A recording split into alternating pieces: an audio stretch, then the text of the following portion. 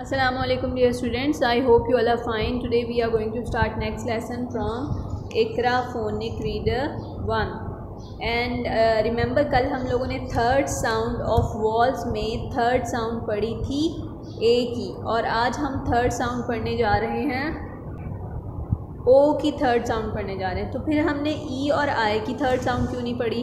Remember जब हम लोगों ने सिंगल लेटर फोनोग्राम लर्न किए थे तो हम लोगों ने ए की 3 साउंड पढ़ी थी विच आर ए ओ, और ई की हमने 2 साउंड पढ़ी थी ए ई, और आई की भी हमने 2 साउंड पढ़ी थी ए आई, और ओ की हमने 3 साउंड पढ़ी थी। ओ की 3 साउंड क्या थी?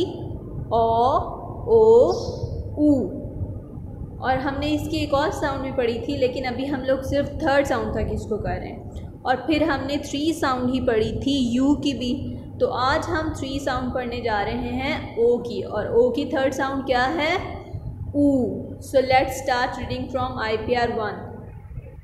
Okay students, open your book at page number 19.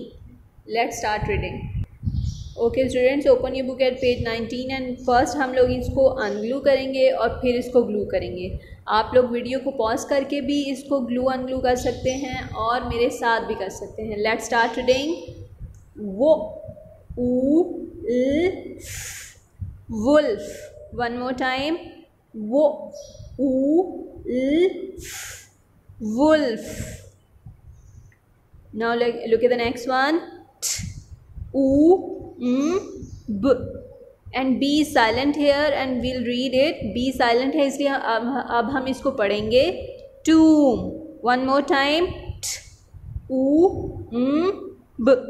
B is silent, we'll read it tomb. Okay, look at the next one. T, u, tu. Two. Look at the next one. Wo a woman. A woman. Okay, look at the last one now. A. बेटा आप लोगों ने ए आई में double letter phonogram में आप लोगों ने एक पढ़ा होगा फोनोग्राम ए आई, और इसकी साउंड क्या थी?